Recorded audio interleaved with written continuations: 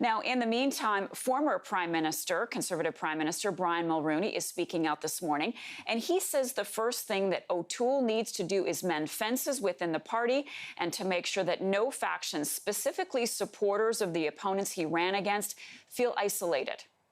It's one thing to win a leadership campaign, but it's pretty well worthless if you can't win an election. And you can only win an election when the party is entirely united. And that all stems from the leader. Mr. Mulroney says he feels Erin O'Toole has the personality and the ability to make all of that happen. With more, I want to bring in Conservative strategist Andrew Brander. Andrew, good morning. Glad you could be with us. So are you surprised by the results of this race? Erin O'Toole, of course, now becoming the new leader of the party. Not surprised.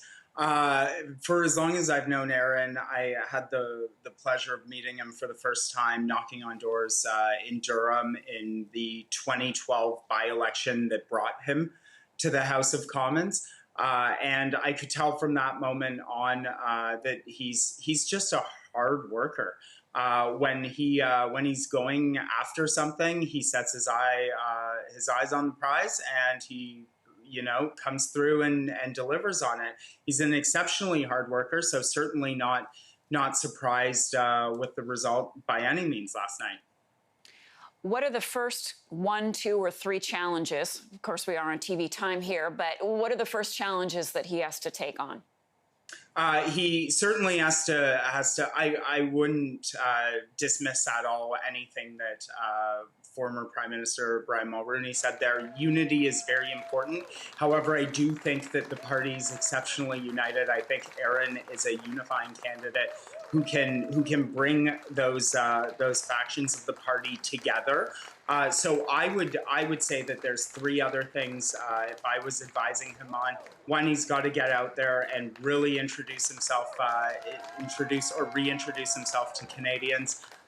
The second bit, now that we know who the leader is, there's no reason why we can't start nominating candidates and getting ready.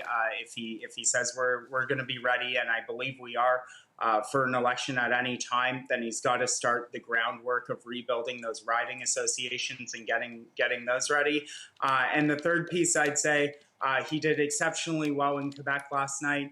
But he's gonna have to still keep working every day on his French, and it's drastically improved throughout the campaign. But I think Conservatives are tired of conceding that province, and we wanna play. He did exceptionally well in Quebec last night. Very positive indicators for his prospects in a future election campaign.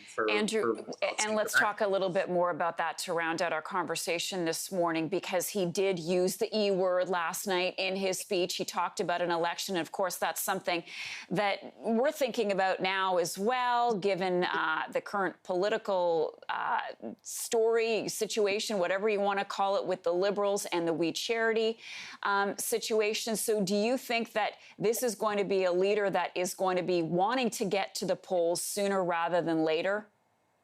I think, Marcia, I think he said what he needed to say last night to serve notice, to say we are going to be ready whenever that happens. I'm glad he did not commit to something immediately. I think we need to be responsible. I think Canadians want us to be responsible. They want us to look at the speech from the throne and make a determination based on that. There are real concerns about, families being able to afford to pay their bills, being able to have a job, being able to go to that job, and being able to drop off their kids so that they can go to that job.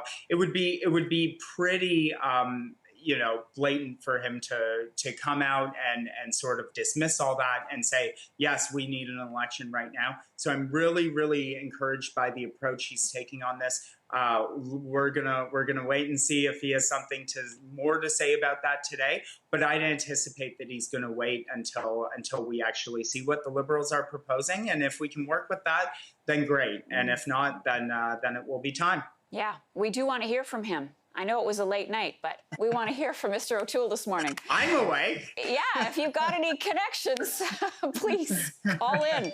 Andrew Brander, Conservative strategist. Andrew, thanks so much for your time with us this morning.